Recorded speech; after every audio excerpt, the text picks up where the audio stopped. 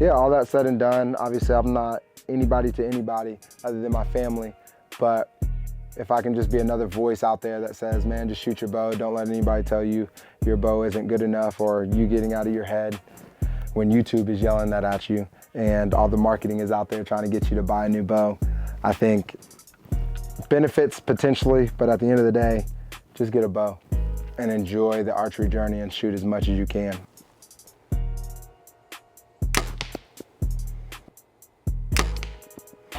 So, action.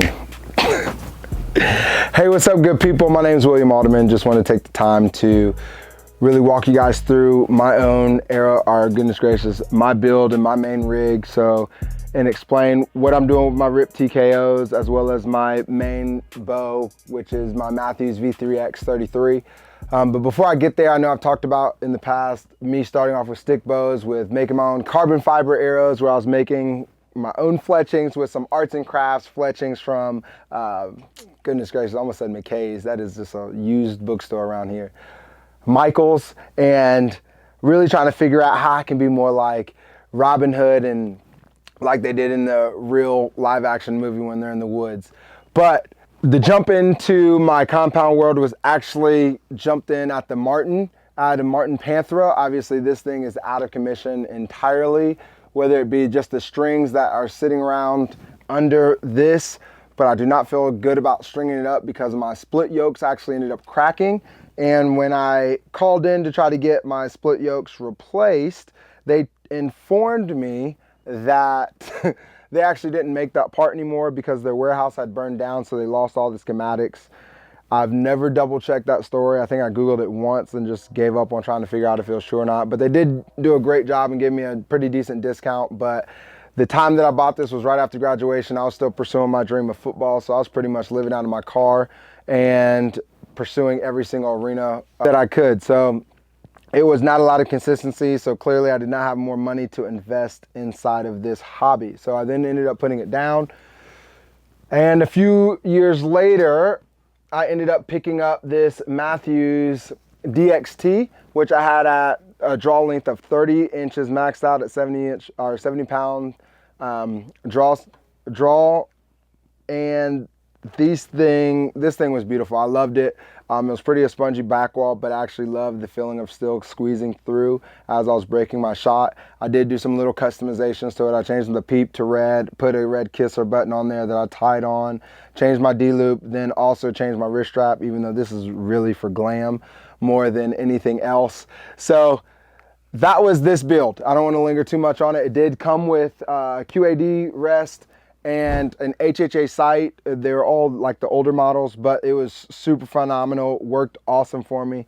But right now, I had to retire it because the limbs went bad. When the limbs went bad, I had the decision of buying new limbs at about $300 plus tax or whatever else, or I could look into buying something new.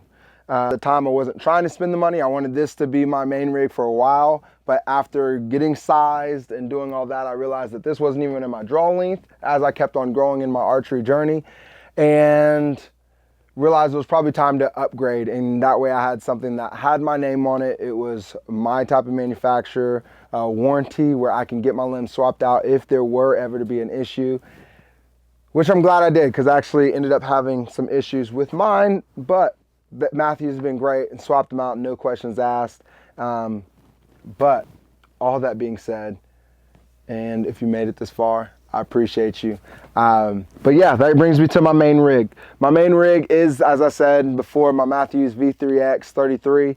It was the first year that they actually made a 31.5-inch draw. So I looked up and jumped into the Mathews family officially with the right model, which is now running not their zebra strings, but I do have custom strings on it, the gas strings. I did have to swap them out due to my serving issues that I recently had. So I had to redo all my tie-ins. I have my old peep on it because I'm gonna put my Raptor peep back into the new string whenever that comes in. I did customize my own wrist strap, even though again, these are just for looks for me. I love the look of them, and if I'm taking a really steep downhill, then I'll actually put this on, but for the most part, it's off by the wayside. That's that. I do have some other little goodies on here. My Neighbor actually makes custom D&D dice, which I thought was freaking awesome. So I gave him some colors and he mocked up a few when he was just beginning. And I ended up buying them from him and put them on my bow. I just love the little swag. I love the little things that kind of make it mine. So anything that I can customize and make mine without affecting the performance of the bow, I am all for it. I do also have a little Black Panther on here. My daughter gave it to me for Christmas. It was originally an ornament, like a little small size ornament from Walmart. But all that being said, those are all little things that I've done to customize it. In regards to the actual things that you guys probably actually care about, I am running 15-inch cutter stabilizer up front with 3 ounces on the front side. And then I have the 8-inch bar, keeping it a little bit shorter for the back side at 6 inches. I think I got these bars on the used market for about like $120, all things out the door with the extra weights and everything. And for those that know, that was a steal of a deal. I think it was like basically a buy one, get one plus some. So that was a deal that there's no way I was gonna let fly by. And I had been looking for some stabilizers to upgrade me from this little nub that I was originally about to put on it, but I really did not put it on it. So I was just shooting my bow naked for the first like 6 months of me owning it. But I did also have originally the Trophy Ridge 5-pin. I have since upgraded from my Montana Black Gold 3-pin, which I actually have a funny story there. I bought 3 of those, 2 with the 19-inch fiber, all 3-pin pros. But the first one I bought, got a good deal on it. Then I was able to flip that and make more money on it because I found a steal of a deal of a Black Gold on eBay with the sight light, with the Zebro sight light at the same price that I was just selling my other one at. So I sold and flipped that. Then I got a brand new one that I'm actually letting my brother use on his bow as of right now. But that one, brand new, for like, goodness, I think it was like $200 shipped and everything because they did free shipping. So it was insane. I love that sight. I don't think there's a clear winner between the Axcel Landslide Pro, which is what I'm actually running right here, over the Black Gold Pro. I think there's different things I like about both. And in another video, I'll explain why I chose this one a little bit more in depth. But to give you guys a little bit of information, it was because of the metal sight tapes, along with a few of the other adjustments. But the Black Gold, in regards to ease of adjustments, in regards to the axes and getting everything dialed in, I don't think you can beat it. So if somehow those 2 sights can get together and make a baby, then sign me up and call me daddy, because that will definitely be my baby. But that being said, my arrow rest, I am running the Epsilon Hamsky. Originally, when I first got this bow, I had a pro shop trying to give me the Trinity, but it was right when this baby came out, and so I did end up paying retail for this, which I do not regret in regards to streamlinedness. I've had no issues with it.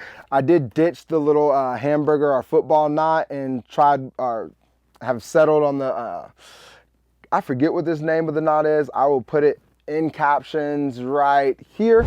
But basically, me being able to make those quick adjustments, being able to drop my arrow rest down and up when making little tuning adjustments, then being able to tighten it down, talk about infield adjustments and not having to worry about anything, getting out of tune, because all I have to do is literally take my time and cinch it right back down. And I know that they've come out with a new adjustment that's all right here with a bolt. This is literally toolless. So if I did have an incident and I needed some extra string and something pops out in the field, all I have to do is swap the string out, retie it at the bottom, retie it at the top, redo this slip knot, and boom, I'm ready to go. So when it comes down to being bulletproof, I don't think you can beat this knot over all of the other tools, because I'm not bringing a bunch of tools out in the woods. If something were to happen, now if I'm doing some big camping trip, obviously I would have some stuff in the back in my bag, but as of right now, with me hunting locally, this is just a super easy fix where I can run back to my truck, swap some things out if I did need to. But honestly, I think that's just a prepared for doomsday type of deal. This thing is bulletproof, and I do not see myself having any issues. So that's it in regards to the rig. I do have the Low Pro one-piece quiver, because in the tree stand, I like to take my quiver off and hang it off to the side. So having that one piece where I can just kind of swoop it and hook it off and hang it right beside and easily access all my arrows makes life super, super simple. I get the idea of the two-piece and keeping it even tighter and smaller and keeping it on my bow. But personally, I balance and sight in my bow and do all my tuning with the quiver off. So for me, it makes sense to take it off whenever I get into the woods, because I, again, am whitetail hunting. So it's the most exhilarating style of hunting. But with that being said, in regards to my arrow build, I am running 2 different Rip TKO styles right now. Both have my lime green fletchings on them. One is going to be my Blazer vein, which is super standard. And then I have my tack veins, the 2.7s. I love both. Both are flying pretty true for me, no matter what the not no matter what the distance is, but in regards to sighting in, especially out to about 60 yards. When it came to longer range, I stayed with the Blazer right now, just so I can get a sight tape. But my goal between trying to figure out the two is seeing which one flies truer at 90 plus yards, as well as which one's giving me a little bit more distance. As of right now, my tack driver, I think, was giving me a little bit more consistent, higher contact points.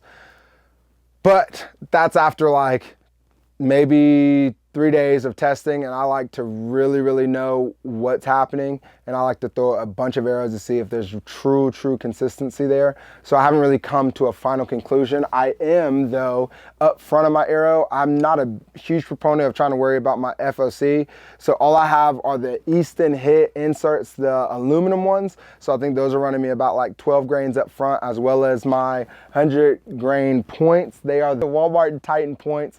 I think they look beautiful though. They're not anything super fancy, but they keep everything super streamlined in regards to my arrow. So when it comes down to penetration inside the target, I'm not getting any extra drag or ripping of my targets, because it is super streamlined up front, which to me, as I've said before, but if I can keep my arrow nice and slick and pretty, then that's what I'm gonna do. I do love some of the bullet points, especially with Severs, match grade points. I think those things are super dope. So yeah, that is my overall build. I freaking love archery. I love shooting.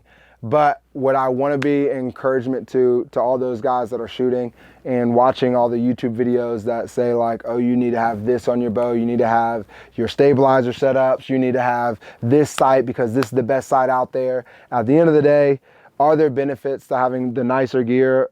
I've noticed the difference, but what I really noticed the difference was behind getting a bow that actually fit me, going from my DXT to my V3X 33.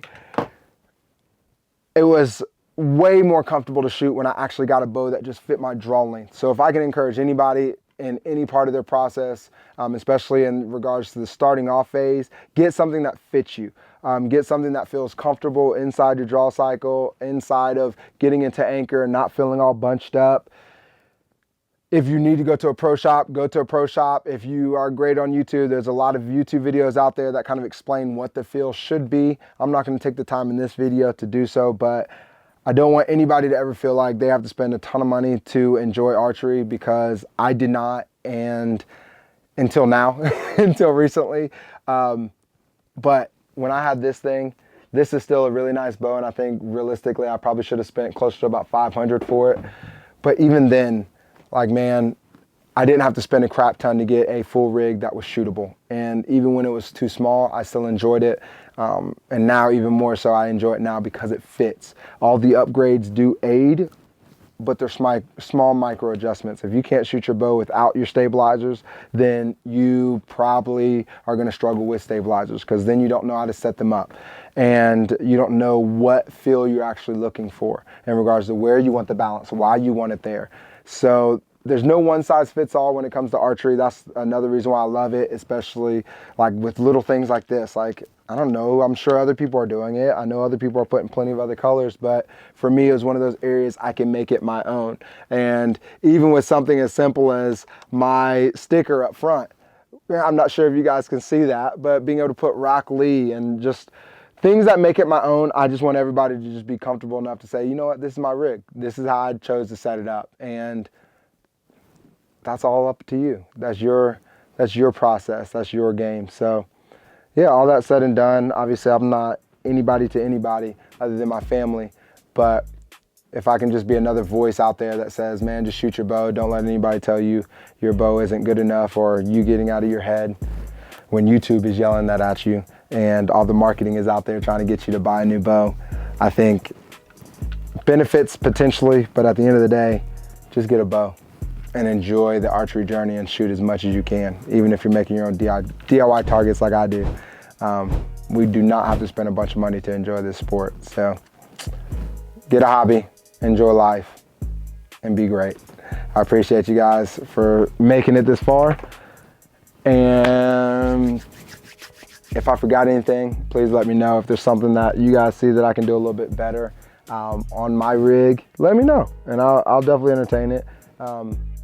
But as of right now, I'm in love with her. So, deuces, I'll see you guys on the next one. Peace.